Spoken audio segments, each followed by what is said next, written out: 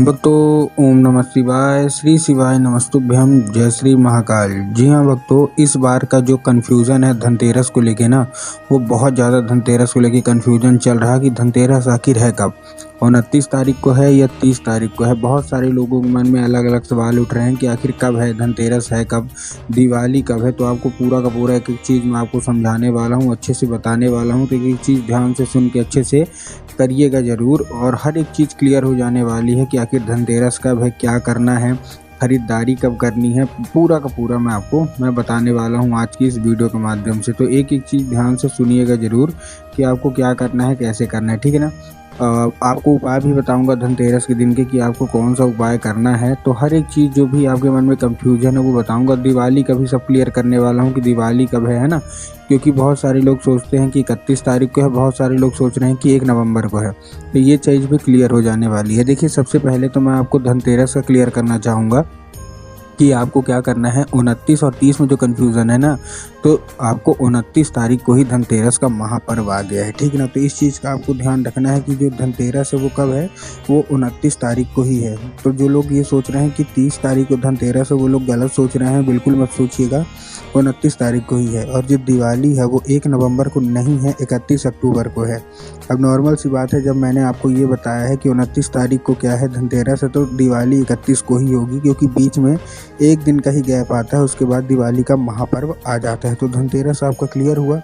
अब कब से कब तक होने वाला है धनतेरस, ये भी एक सवाल है कि आखिर धनतेरस का जो महापर्व है वो आखिर कब से कब तक होने वाला है। तो वो भी मैं आपको बता देता हूँ। सुबह 5:15 से लेके अगले दिन 4:45 तक होने वाला है। मतलब 29 अक्टूबर को सुबह 5:15 से लेके अगले दिन 30 अक्टूबर को कब तक होने वाला है, 5:45 से बता दिया आपको 4:45, 5:15 से लेके 4:45 तक धनतेरस का महापर्व आने वाला है, ठीक। अब हम बात करते हैं शुभ मुहूर्त की कि शुभ मुहूर्त जो है वो कब होने वाला है। बहुत सारे लोग ये सोचते हैं कि आखिर शुभ मुहूर्त कब क्या होने वाला है, कितने बजे हम खरीदारी करेंगे, क्या करेंगे। तो वो भी मैं आपको क्लियर कर देता हूँ कि देखिए, जो शुभ मुहूर्त है वो 5:51 से लेके, मतलब 29 अक्टूबर को ही 5:51 से लेके मात्र और मात्र 1 घंटे का ही होने वाला है, 6:49 तक। 5:51 से लेके 6:49 तक होने वाला है शुभ मुहूर्त। तो ये चीज़ आपको ध्यान रखना है कि जो भी आप खरीद रहे हैं सामान ना, वो इन्हीं के बीच खरीदिएगा, 5:51 से लेके 6:49 तक। तो यही एक समय होगा जिसमें आप खरीदारी कर रहे हैं, ठीक है ना। तो ये चीज़ आपको क्लियर कर लेना है, पहली बात। अब देखिए, आपको भी पता, मैं कुछ उपाय भी बताऊँगा। देखिए, आपको भी पता है कि जो पूज्य गुरुदेव की कथा होती है ना, उसमें लाखों की भीड़ आती है, आप सबको पता है। तो ये पिछले साल की बात है, साल 2023 की। गुरुदेव की क्या है, कथा चल रही थी। यही धनतेरस के पहले गुरुदेव की कथा चल रही थी और गुरुदेव की कथा में लाखों की भीड़ आई। अब जब गुरुदेव की कथा में लाखों की भीड़ आई, तो आपको भी पता है गुरुदेव कथा में जब भीड़ आती है तो वहाँ क्या करते हैं लोग, पत्र के द्वारा अपनी मनोकामना जो है वो गुरुदेव तक पहुँचाते हैं। तो जब गुरुदेव की कथा मतलब चल रही थी और पत्र आए बहुत सारे, और गुरुदेव ने जब पत्र पढ़ा तो वहाँ गुरुदेव ने देखा कि ज़्यादातर जो भक्त है ना, उनकी क्या है, केवल एक ही मनोकामना है कि क्या, कि गुरुदेव, हमारे जीवन में धन की बहुत ज़्यादा कमी है, हम लोग बहुत ज़्यादा परेशान हैं धन से, कि आखिरकार हमारे जीवन में जो धन है वो आ क्यों नहीं रहा, आता भी है तो टिकता नहीं है। हमको समझ में नहीं आ रहा कि ऐसा क्या उपाय करें ताकि हमारे जीवन में जो धन है ना, उसकी कमी जो है वो हट जाए और हमारे जीवन में धन भर जाए, माता लक्ष्मी खुश हो जाए, कुबेर भंडारी खुश हो जाए। कृपया करके कोई उपाय बता दे।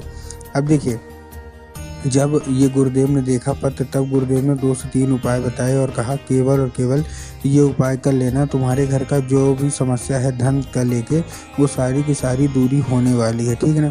तो देखिए, जब गुरुदेव ने उपाय बताया तो लोगों ने जा के क्या किया, जा जाके उस उपाय को वो करने लगे। अब जैसे ही लोगों ने जा के उस उपाय को करने लगे, वही लोग गुरुदेव की कथा में मात्र 1 से 1.5 महीने के बाद वापस आए। अब जब वही लोग गुरुदेव की कथा में वापस आए तो उन्होंने क्या किया, फिर से एक बार गुरुदेव को पत्र लिखा। लेकिन ये वाला जो पत्र था, ये गुरुदेव को धन्यवाद के रूप में पत्र था कि गुरुदेव धन्य हो आपका, आपके द्वारा बताया गया उपाय हमने कर लिया है, हमारी सारी की सारी धन की जो मनोकामना थी ना वो पूरी हो गई है, और ये केवल आपके द्वारा बताया गया उपाय के कारण ही हुआ है। आपका कोटि कोटि धन्यवाद। तो देखिए, जो लोग भी मेरी आवाज़ अभी सुन रहे हैं ना, अगर आपको भी जानना है कि आखिर ऐसा कौन सा उपाय है जिसको करने मात्र से सारी इच्छा, सारी मनोकामना पूरी हो जाती है, तो चलिए हम बताते हैं आपको आज की इस वीडियो के माध्यम से कि आपको करना क्या है।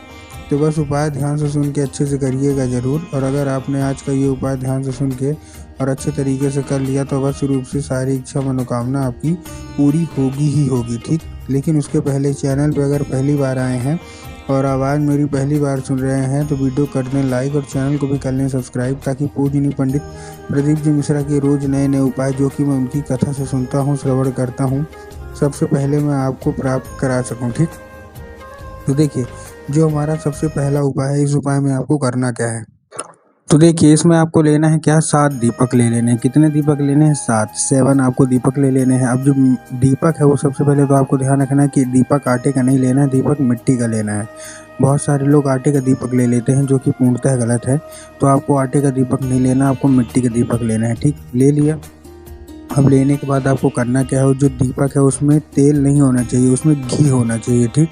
तो आपने घी भी ले लिया, ठीक। उसके साथ साथ जो बाती है वो बाती कौन सी होनी चाहिए, ये भी बहुत सारे लोगों के मन में कन्फ्यूजन है। वो बाती होनी चाहिए गोल वाली बाती होनी चाहिए। कौन सी बाती होनी चाहिए, गोल वाली, ठीक। गोल वाली आपने बाती भी ले ली।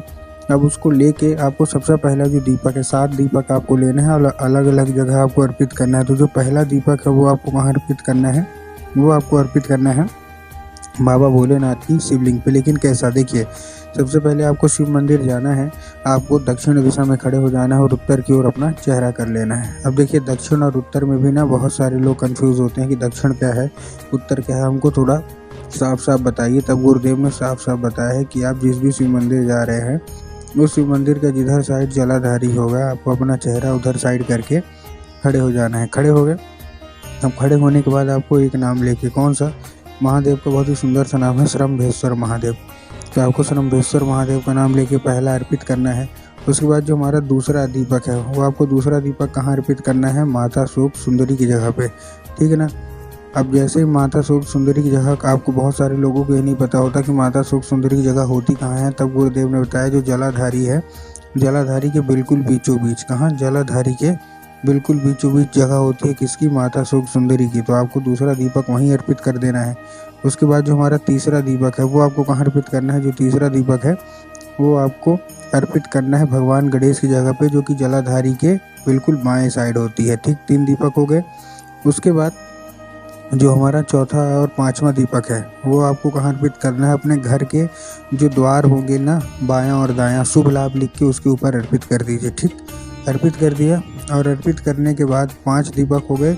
उसके बाद देखिए, 6वां दीपक है वो आपको अपने घर की तुलसी में अर्पित करना है, और जो 7वां दीपक है वो आपको अपने घर की तिजोरी के पास अर्पित करना है। अर्पित कर दीजिए, माता लक्ष्मी दौड़ी आपके घर चली आएंगी।